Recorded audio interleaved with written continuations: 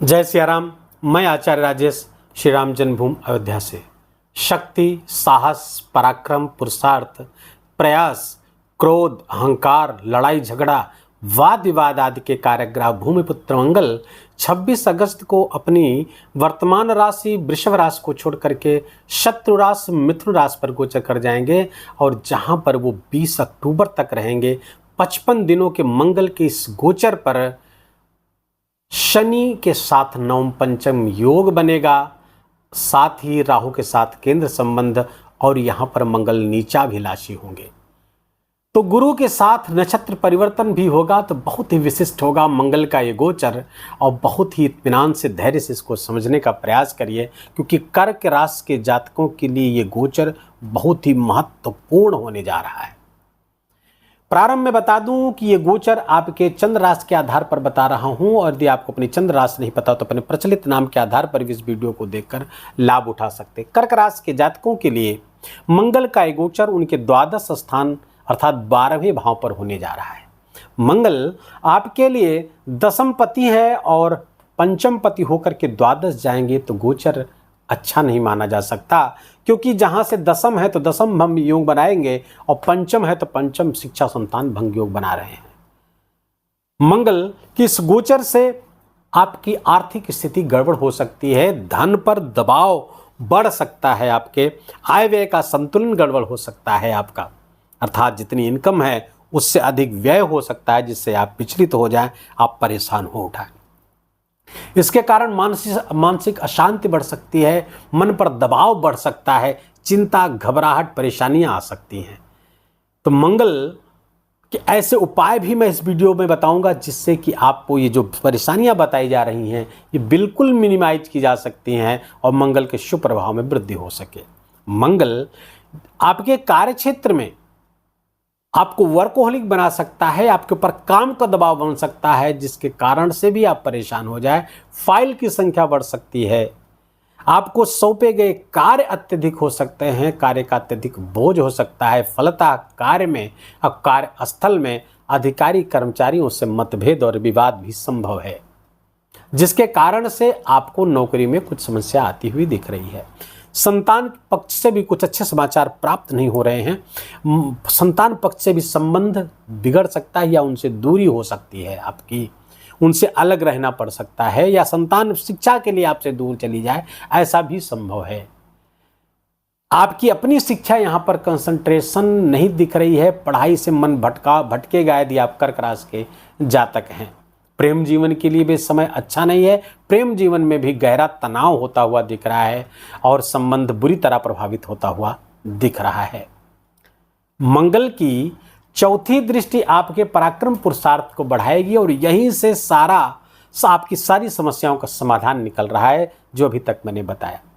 पराक्रम, पुरुषार्थ और प्रयास को बढ़ाएगा और साथ ही आपके छोटे भाई बहन, अगर आप उनको साथ लेकर के पूरी टीम के साथ जुड़ते हैं और अपने साहस और पराक्रम को बढ़ते हैं, तो फलतः आप अपने पराक्रम से, पुरुषार्थ से कई चीज़ें सही करते हुए नजर आ रहे हैं।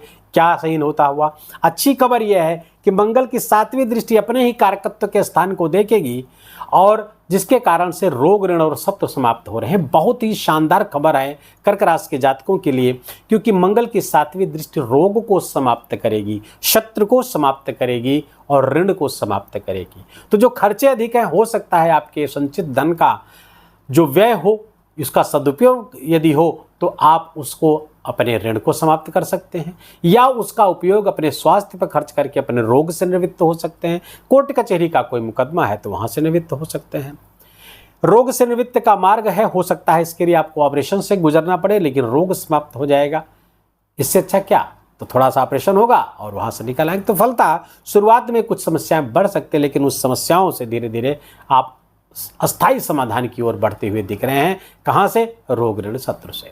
लॉ फील्ड के अफसर या अधिकारी या जो लॉ फील्ड से जुड़े हुए लोग हैं, मेडिकल अफसर्स जो हैं या मेडिकल क्षेत्र से जो लोग जुड़े हुए हैं, सेना, मिलिट्री फोर्स, इस सब क्षेत्र से जो लोग जुड़े हों, उनके लिए गोचर अच्छा है।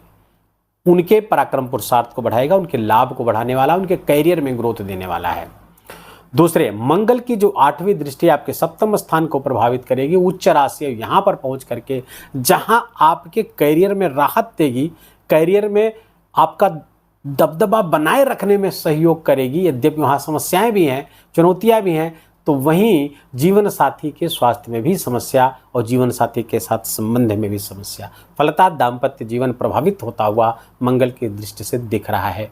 जीवन साथी के स्वास्थ्य में कुछ समस्याएं हो सकती है, रक्तजन्य विकार ऐसे हो सकते हैं जिसके लिए डॉक्टर के पास आपको जाना पड़ सकता है। व्यापार बिजनेस आपका यदि पार्टनरशिप में है तो वहाँ भी संबंध को बनाए रखना आपकी प्राथमिकता होनी चाहिए, क्योंकि यहाँ पर मंगल आपको अतिरिक्त ऊर्जा, अतिरिक्त उत्साह दे रहा है, अतिरिक्त साहस दे रहा है, जिसके कारण से संबंध प्रभावित होंगे। इसलिए आपको विशेष सावधान रहने की आवश्यकता है। ऐसे लोग जो विदेश से जुड़े हुए हैं उनके लिए समय अच्छा हो सकता है, उनके लिए फ़ायदेमंद हो सकता है, लेकिन उनको भी वहाँ पर अभी किसी भूमि संबंधी निवेश से बचना चाहिए। भूमि संबंधी कोई निवेश विदेश से जुड़ करके आपको अभी नहीं करना चाहिए, अभी थोड़ा सा वेट करना चाहिए, अन्यथा पैसा आपका फंस सकता है। कोई अनचाही समस्याएं भी उस क्षेत्र में जो विदेश में लोग रह रहे हैं उनको हो सकती है, इसलिए सावधानी रहें। शिक्षा में संबंध आपका, शिक्षा ठीक से थोड़ा सा नहीं सुचारू रूप से चल पाएगी। प्रेम संबंध भी प्रभावित है ही यहाँ पर मंगल की कारण, तो थोड़ा सा वहाँ से समस्याएं आपको आती हुई दिख रही हैं। स्वास्थ्य का अपने ध्यान रखें, अन्यथा अनिद्रा, घबराहट, चिड़चिड़ापन ये आपका बढ़ सकता है। धैर्य की बड़ी ज़बरदस्त परीक्षा लेने वाले हैं। समय पर यदि आप अपने कार्य पूरा करते हैं, हालांकि चुनौती होगी इस कालखंड में कर्क राशि के जातकों के लिए, यदि अगर आप अपने कार्य समय पर पूरे करते हैं तो दबाव कम हो जाएगा, जिसके कारण से आपको मानसिक शांति का अनुभव होगा। बहुत ही सावधान और सचेत रहने का समय है कर्क राशि के जातकों के लिए। आइए इस राशिफल को थोड़ा और सूक्ष्मता से समझते हैं। नक्षत्रों की बात करते हैं। मंगल मिथुन राशि पे द्वादश स्थान पर गोचर करते हुए 3 नक्षत्र पर गोचर करेंगे। कौन सा?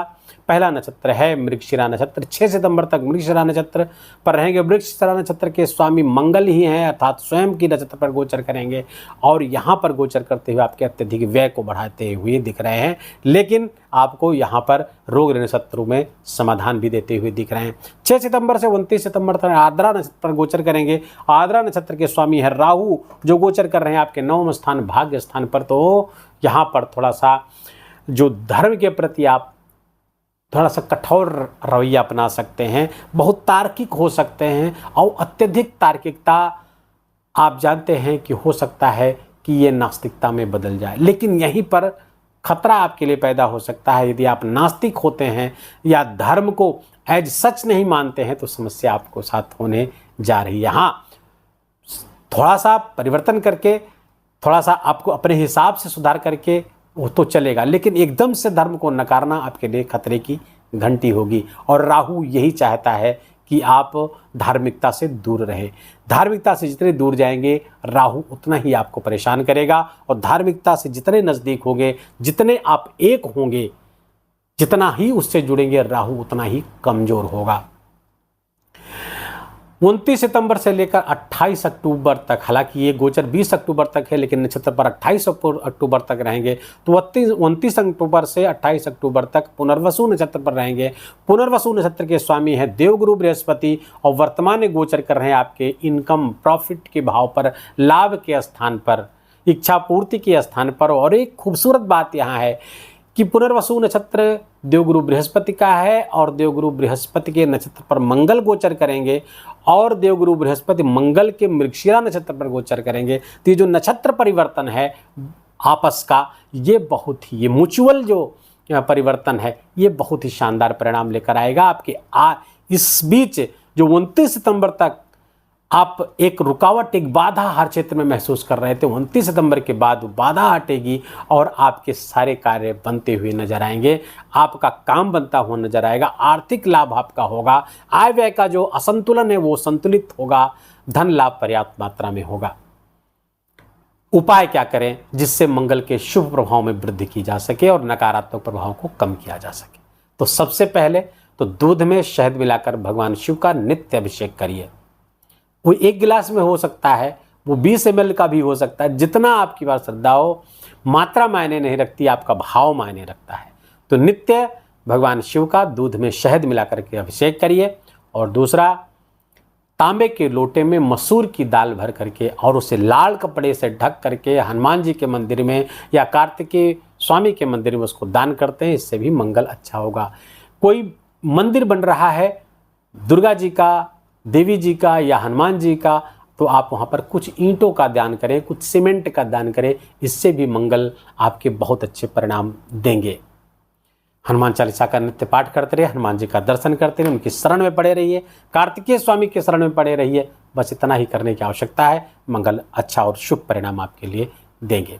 वीडियो को ही विराम देंगे। वीडियो अच्छा लगा हो, आपके काम का लगा हो, मेरा बोलना आपका सुनना दोनों सार्थक हुआ हो, तो कृपा करके वीडियो को लाइक करिएगा, अपनों के साथ शेयर करिएगा और कमेंट में जय सिया राम बिल्कुल लिखना ना भूलिएगा। मेरा विशेष निवेदन है, विशेष आग्रह है।